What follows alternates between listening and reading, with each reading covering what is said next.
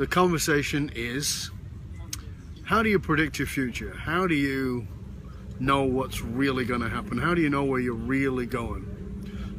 Is there a way to actually know where you're going? Is there actually a way? I mean, because, you know, you and I we've worked hard at certain outcomes and goals. To achieve those outcomes and goals, we've done our very best to go towards the target, if you will. And we have even known people who go hard towards the target and yet they don't reach that target. And yet others seem to, well, let's say get there with a lot less effort. It doesn't seem as hard. So what's the difference? Why is it, quote, easy, or easier at least, for some people than it is for others? Why is it so challenging for some people to get to the outcomes? And is there a way to predict whether you are going to get to your target, to your outcome, easy or hard? And that's what I want to talk to you about today. And sort of tied into that, I wanted to also talk about how to know who you are, because if you're in on the path, whatever that means, then there's a good chance that you have asked that question, because that's part of what has motivated you, is the question about who you are and what drives you. I want you to think right now, as you're watching this, I want you to think of when you are at your happiest, when you feel super good, when you're in a place where things are going right and you feel just awesome. I want you to think about that time when you're feeling just amazing, and consider the internal language and the external language that you use around yourself in describing yourself, in describing what you're going through or what's going on. You know, so you're in this great mood and somebody says to you, what's going on? What do you say that is not in context of what's going on outside, but what's in context of inside? So on the outside, what's going on? You're really happy and you say, I just won the lottery, or I just asked my fiance to marry me, or I just was asked to be married, or I just got a raise, or you know, you talk about the external things. Okay, but I want to ask you, what is the internal reference point? What is even the internal language that you might use in the context of when you're feeling really happy, really excited, really successful, whatever it is, right? What is the language you're using? What is the language that of what you might call being intoxicated with life? What is that like for you when you are in spiritus, when you are drunk on the spirit of life? What is the language that you use? What is the sort of things that you say? You know, do you say that life is beautiful? Do you say that I am so blessed? Do you say that, oh, everything is just aligned? What kind of language do you use that describes being drunk on life? What is the language that you use that tells the world and everybody that you interact with that your life is amazing? Think about the language you use. Now I want you to think about that and sort of hold that in a picture sort of over there somewhere, like up there.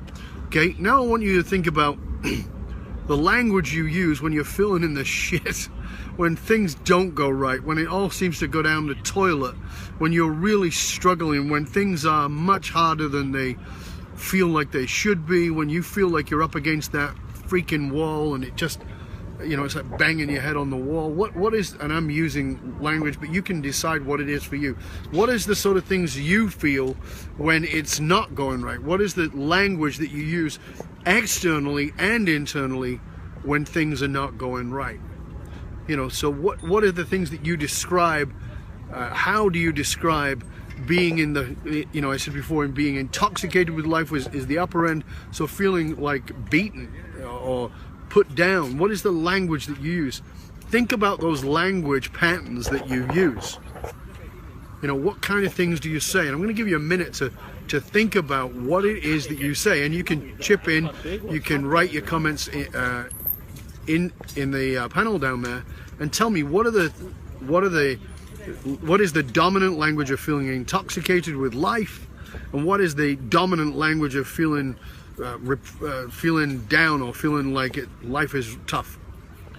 Think about what the dominant language is in those two things. So we've got over here, up above you on one side, you've got this language pattern of feeling intoxicated with life, and over here on the other side, we've got the language of feeling, we'll just say, of feeling defeated.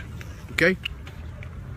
Now, as you put those two things off to the side, if I ask you to go back and look at both of those in your mind, you automatically made one bigger than the other. Which one seemed bigger? Was it the one on the left where you were intoxicated with life, or was it the one on the right where you felt defeated? Which one of those boxes, those circles, those whatever it was that you put off to the side was bigger? Because that's the one you're feeding the most energy into. You know, there's an old native story about a warrior who goes to a great chief, because the young warrior knows that one day he will be the chief. So he sits with the chief and he says, "You're a wise chief. How do I lead our people? How do I lead my people? How do I be a great leader? How do I do that? You've done such an amazing job. How do I do it?" And the great chief sits back, contemplates for a moment, looks into the fire,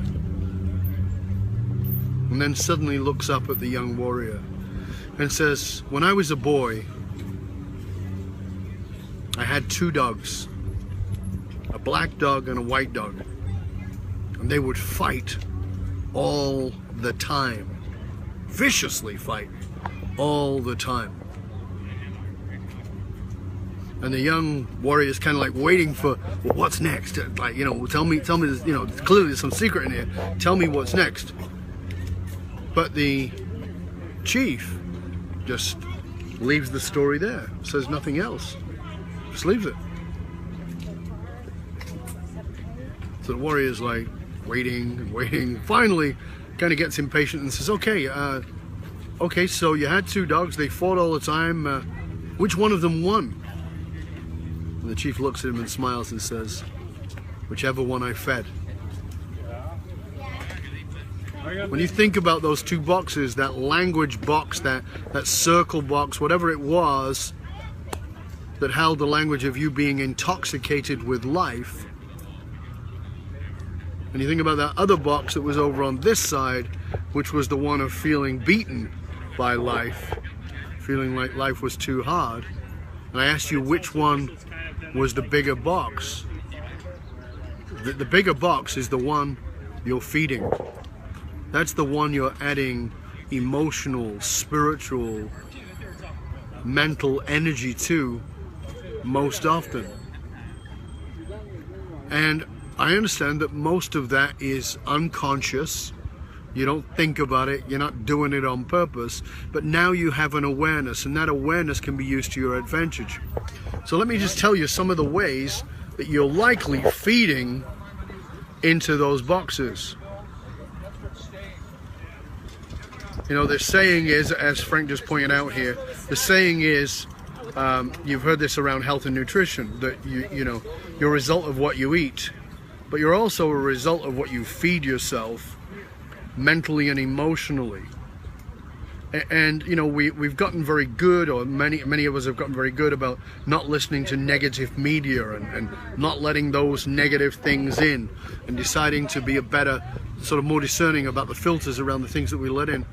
But there's a whole other theater playing, and that's the one inside of your head.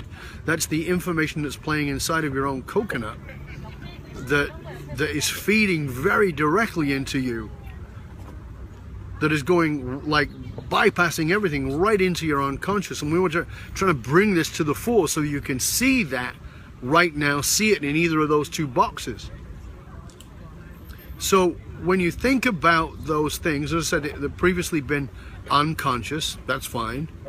But now let's look at how you are feeding them. So yes, you could be feeding them through the media, you could be feeding them through negative people that you surround yourself with, friends or whatever it might be. Friends, family, etc. But there's other ways. I want you to think about what might be the two most powerful words in the world. Let me rephrase that. The two most powerful words you could use when talking about yourself. What do you think the two most powerful words could be when you speak about yourself? And if you want to jump in and write a comment, then you can jump in and write a comment. What do you think the two most powerful words you could ever use about yourself are? I wonder if you know.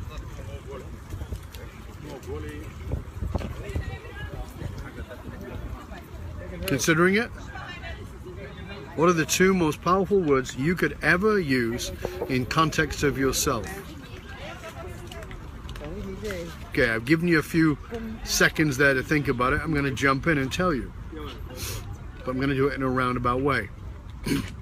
So, you assess, you can listen. I'm going to say some things. And you're going to tell me which dog I'm feeding.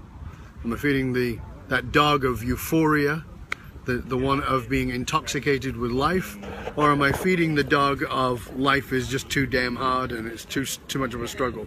Which dog am I feeding with these words? Okay? I'm really unlucky. I'm really lucky. I feel like I'm on course with where I'm going in my life. I feel like I can never get to know where I want to go. I feel like I don't know my purpose. I am on purpose. I'm very blessed in my life. Sometimes I think I'm cursed. I am a highly intelligent person. I am pretty dumb sometimes. I am an attractive person. I am pretty unattractive. I am somebody who can speak with authority. I'm somebody who doesn't have a lot of confidence when I speak. You're getting the theme here. You're getting the sort of thread of what it is that I'm talking about. So now when I ask you, what are the two most powerful words you could use in the context of yourself, do you have the answer? Have you considered it now? Because these are the two words that we are told actually in the Old Testament are God's name. Now, if you believe in the Judeo-Christian Abrahamic religious God, I'm not saying that's right or wrong, I'm just saying if you believe in that, then you are probably familiar with the Old Testament teachings and the question that I'm about to ask you. Who is God? Now you might say, well, God is Yahweh. You might say God is Elohim. You might say God is Allah. You might have all kinds of different names for who God is. But I want you to remember a particular story, and that story is the story of Moses. Now remember Moses? The Egyptian prince, who is, quote, officially called by God to free the slaves of Israel, right, from Egypt. That's how the story goes. Now, then he frees all these Jews from Israel, and from Egypt, and takes all the Israelites out. Not from Israel, because it didn't exist, but from Egypt. He takes them out of slavery and across the desert, and he ends up at a place called Mount Sinai. Mount Sinai. Now, if you remember the story, when he gets to Mount Sinai, what happens? He goes up, climbs the mountain on his own, old fella, long beard. If you've seen the movie with Charlton Heston, you know, let's assume that that's what he looked like. So this old bloke climbs the mountain, gets to the top, and at the top there is a burning bush. A burning olive bush is there. And apparently that's God. And so Moses asks him, who are you? Like, what is your name? And do you remember the response he got back?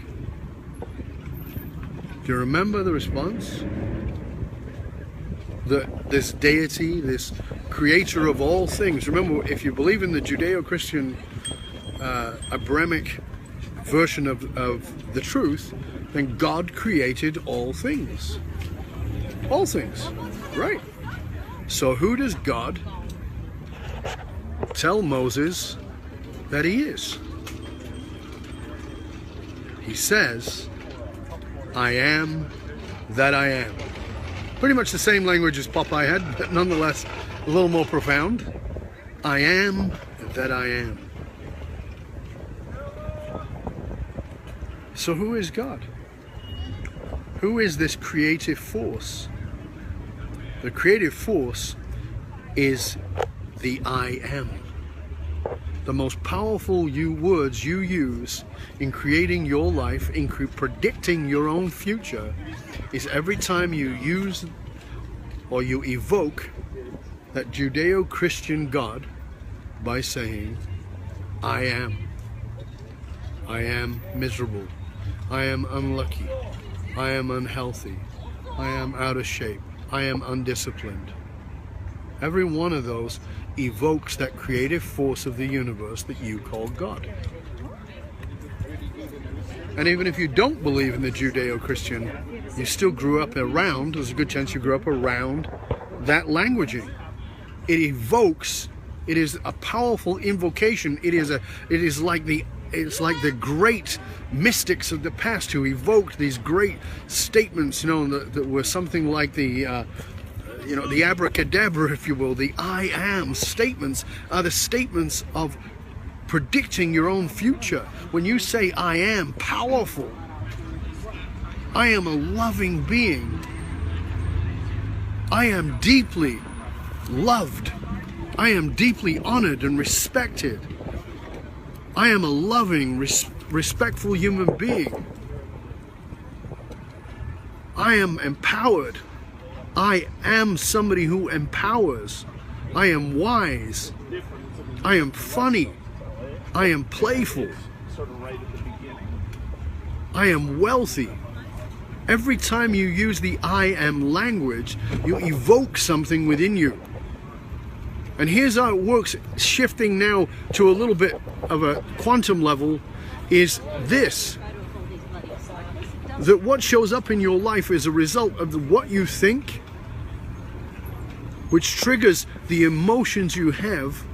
Thoughts trigger emotions. Thought plus emotion evokes feeling, which is related to history, and that goes out into the quantum field. So it really doesn't matter if you're Jewish or Christian or Muslim, or it doesn't matter. But it's taught to you in that philosophy. It's taught to you to honor and respect the I am. According to those teachings, you shall have no other God before me. In other words, it is always the I am that is creating everything around you. So stay curious about the language you're using, because the language you're using is predicting your future. If you want to know who you are whatever you constantly repeat about yourself with an I am statement. Take a look at those two sections, the one up here where you were intoxicated with life, or the one over here where you feel beaten down by life. Which one of the dogs are you feeding with your I am statements? So this is Dov Baron of FullMontyLeadership.com, suggesting that you get really curious about the language you're using with yourself, about yourself, and about others. In fact, I'll challenge it even further to become a little more disciplined about calling yourself out and simply changing the language when you make an I am statement. If it's not an empowering one, let it go. Replace it with something positive, something supportive. Will it change your life? No, not initially. But if you do it over a period of time, remember, the dog you feed is the dog that wins. Till next time, Dov Baron, FullMontyLeadership.com. Stay curious about who you are stating you are with every I am.